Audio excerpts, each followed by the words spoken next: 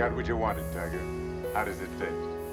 You know what they say. Human seed, human do. That man can be domesticated. Take your stinking paws off me, you damn dirty ape! You maniac! Okay, we're in for a treat today. I don't know if this is gonna make any sense, but beware, because ahead there will be some spoilers for a 60-year-old movie. But first, let me tell why and how I avoided it for so many years, because this was actually me seeing this movie for the first time ever. And I know, it's from 1968. I've been just living under a rock, I guess. And let me tell you also why it was a mistake. For most part of my life, I've been watching movies from the either 70s or late 70s and onwards, and most of the modern movies, of course, because CGI was already developed pretty much, and all the sci-fi, post-apocalyptic, whatever, it could be portrayed pretty accurately. And I was always afraid that if I see movies from 50s, 60s, it would somehow be shit or something. I just have no idea. It was so strange. I always had this thought in mind that if I watched the old movies, it would somehow diminish everything that I've seen already. I have no clue. It just doesn't make any sense. But yeah, that was my fear. Like, I wouldn't like it. It would be so boring. I'll just drop everything. And yeah, I was wrong. I was really, really wrong. And it's proven with this movie, especially. I also thought the movies from 50s, 60s and even before were kind of relic of the past. They were obsolete, maybe made for some other generations that weren't used to this much modern technology. And yeah, again, I was wrong.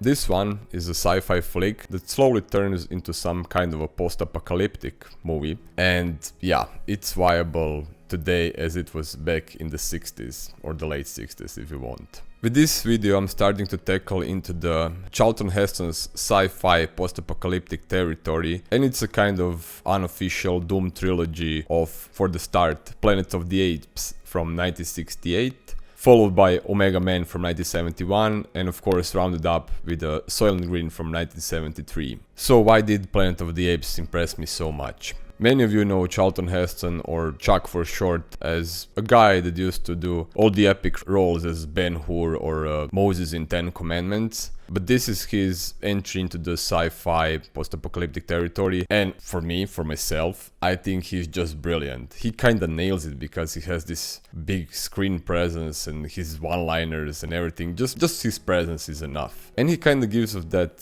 epic note from Ben-Hur and Moses and, I don't know, Agony and Ecstasy back into the Planet of the Apes. For me, he's just brilliant and he's just a perfect role. It was also a pretty massive departure for Chuck, but I think he tackles it brilliantly. He just handles it like a professional. And don't get me wrong, it's a 60-year-old movie and you can feel it's kinda dated, but still, with pacing and with everything, it's just on point. It's really that good. Also, with the budget that they had and all the technical limitations from back in the day, I think they did just a brilliant job.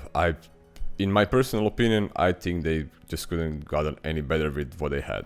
Just the first action scene in the movie when they chase Chuck and his group of scientists, a lot of other humans, actually when they're chased by the apes, it's just so amazing that it actually put me back into some theater in 1968 and I was blown away. I really was. It was that good. Really, just the whole scenography, like all the stuntmen, they're really professional back in the day. Like you could actually get into those scenes. It's kind of dramatic. It's kind of face-paced, but still, it's so good.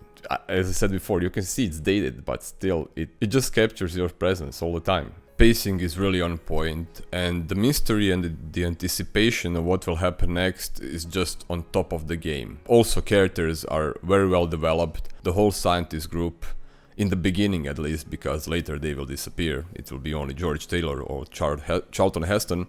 And also all the apes that really matter in this movie, like the scientists, the religious ones, or the religious scientist ones, or maybe like Dr. Zaya, or for example the scientist couple that actually saved George Taylor. They're all meaningful characters and they all have meaningful conversations and they just develop the story. There's no filler, there's nothing that would take away from the movie. You just get into the story like really deep, and it just captures all your imagination and just the anticipation of what will happen. So after watching this movie, I kind of went and read pretty much anything I could find on it. I got through some interviews with Charlton Heston, what he thinks about the movie, his biography where he explains everything and how it impacted his career also. He was kind of crying that he wasn't in the sequels and prequels later on because he would be much richer, but I think it was actually a joke. Sequel, fine. Let's do the picture again, which is what sequels are, really. Right.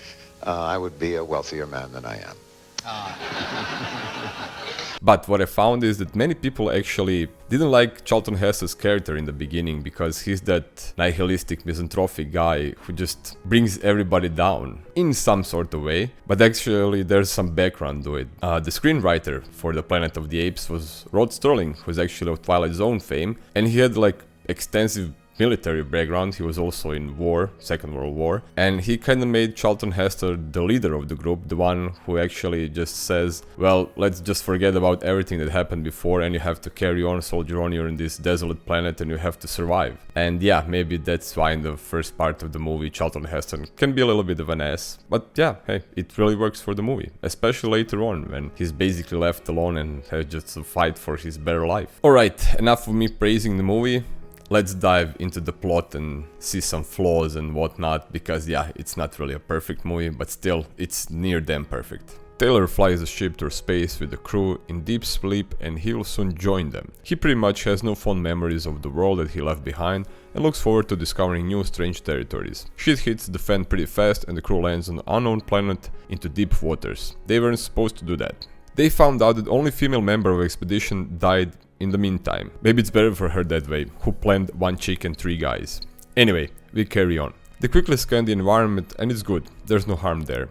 They scramble some equipment and supplies and escape the sinking ship. Taylor is the self-proclaimed leader of the group and they set out to explore and survive because it seems like they landed on the desert rock. Landon sticks to the USA flag to claim the land. Dodge shares Taylor's enthusiasm while Landon seems depressed and is longing for the home. Taylor gives Landon some shit, but they soldier on. Finally, after some time and almost running out of the supplies, they discover an oasis and decide to swim. They're being followed by some creatures who stole their robes and equipment, so scientists chase them. After some running around, they hear a strange noise and figure out they're not the one chasing, but actually the ones being hunted along with the humans they met. It's the apes on the horses with the guns. Dodge eats a bullet, Landon gets caught, and Taylor also gets shot in the throat. Apes capture them and take photos with the trophies. They also speak, but not only that, they speak English. In this part, our group falls apart and the movie focuses on Taylor being captured and studied by behavioral scientist Ape.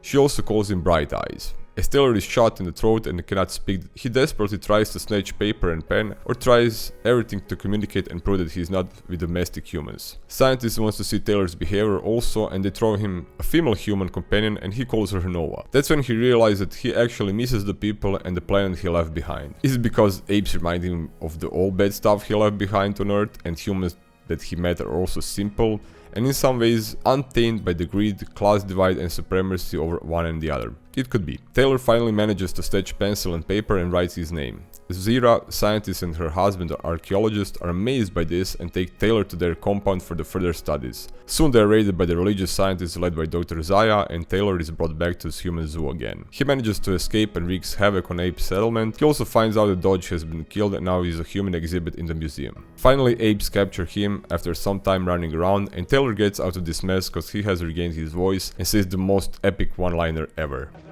Take your stinking paws off me, you damn dirty ape! After some time, religious scientists decide they will bring Taylor on a trial because they're not sure how to proceed since he's human and basically has no rights. They go back and forth a little and in the end pretty much everyone including Zira and her husband are guilty of heresy, both religious and scientific. Zira and her husband figure out that it won't end well for all of them and manage to escape with their nephew Taylor and Noah. They set out to go to the Forbidden Zone and find the cave that Zira's husband was studying on one of his expeditions from before. They reach the cave, find the doll that's now considered an artifact for many thousands of years ago, but soon apes with Dr. Zaius find them. Zaius goes into the cave while others apes stay out. Taylor finally finds out the truth and that he actually returned to the Earth, but almost 3000 years has passed and everything has been destroyed. Basically some virus rendered humans mute and apes evolved. That's what Daya was trying to preserve. serve, an ape society. We hear some shots from the outside. Taylor makes a brilliant move and captures Dr. Zaya as a hostage. They get to agreement that Zira, her husband and nephew will be free.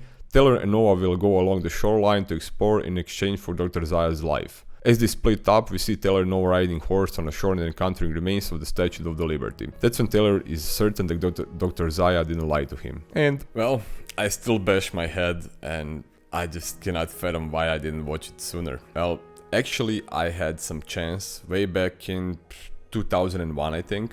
And it was a remake of Tim Burton that just came out in the theaters, and as far as I can remember, my dad wanted to take me because I guess he remembers the original one, but he never talked about it. So yeah, but tickets were sold out or something. There was some kind of mix-up and I just never get to see it, and I completely forgot about it because I already had Matrix and Spider-Man's coming out and whatnot. I don't know, there's so many movies way back. And this one kind of got forgotten for so many years, at least for me. It was shelved. I knew about it somewhere in the back of my mind, but yeah, I just never took the time and chance to watch it. And I'm kind of sorry for it, but on the other hand, I'm kind of happy because, yeah, after all these years, I'm just discovering Planet of the Apes. I know, it's a shame, yeah. And I do consider myself a sci-fi and post-apocalyptic fan. This was a big mistake from my side. Now I really understand that it laid so many basics and so many ground for the movies that came after. It really did. It was really groundbreaking at that time. It is by no means a flawless movie and it does have some downsides. But still, the story and the social dynamics in the society of the apes and how they treat humans, I think it's still viable today. There is some great message that still holds up even to this day. And you know what's the most funny part in all this stuff that I said just before? Through the whole movie, I wasn't aware that they were actually back on the Earth. I have no idea how. It was such a surprise for me. I kind of figured it out, let's say, in the last third of the movie, when Dr. Zaya is kind of holding back the information and kind of points out to the George Taylor that yeah, he actually knows what's happening and why they do not go to the Forbidden Zone. But I was still suspicious, like, okay, maybe this could still be some kind of parallel universe or maybe some other planet. But yeah, in the end, it's actually Earth. So just some 2,000-3,000 years later and it's just been blown to shit.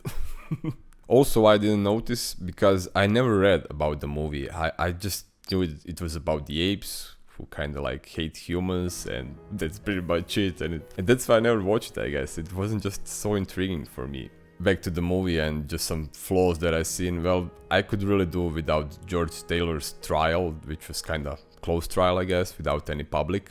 But it also brings the message like hear no evil, see no evil. They just don't want to hear about anything. They just kind of dismiss him as he's non-existent. They just want to get rid of him because they have created this society and they have power and they just want to destroy it, or they just don't want George Taylor to destroy this illusion of everything is being perfect and we just have everybody under the containment. For me, it would actually be better if it's like the open trial where you can see all the apes like getting shocked. Oh, he can talk, we actually know about him, we want to learn something.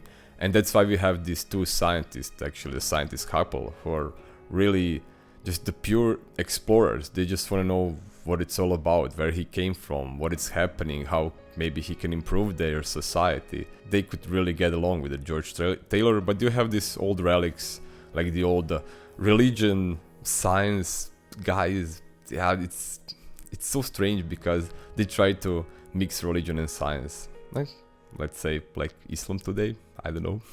We'll see. And also the second flaw is, as I read about the original novel, actually the ape society is kind of well developed. They have a lot of technology, they actually wear suits, they have jobs and stuff. But I guess with the budget limitations on this movie, they had to cut it up and portray this primitive society with bare minimum. Well, they have guns, but they still ride horses, so yeah, I really do get it. It was a budget cut, and yeah, if they had more money and more time, they would actually make it better. But yeah, it is what it is. It's kind of flaw, but it's not intentional, so. And I'm not really sure will I ever watch the sequels, prequels, reboots, remakes. I just have no idea, because on one hand, I really am interested in what they did through all these years. Yeah, this 60 years of just making movies. But on the other hand, I just want to preserve this little bubble that I'm in at the moment, and just want to be in the awe of this movie and don't want to spoil it with maybe inferior sequels, prequels, and all that stuff, reboots, remakes. I'm not really sure. Maybe I'll just see it someday. We'll see. And the last problem I have with this movie is actually a minor one, but for me it's big because I'm also a fan of music. The music itself in the movie, in most of the times it's either buried or it just doesn't fit anything, but sometimes it's kind of okay, brings up the atmosphere. But yeah, it's just only me. For most of the people, the music, they really don't care. They just want to see the action and the stuff. But yeah, for me it was kind of it could be a lot better. But yeah, still, it is what it is. Kind of fits in the movie, it's not that bad. So that's it for today. Please like, share, subscribe, comment, whatever. Please tell me if you've been living under the rock, same as I did, and you maybe never watched the Planet of the Apes. Maybe you will watch it again. Who knows? See you in the next one. The end.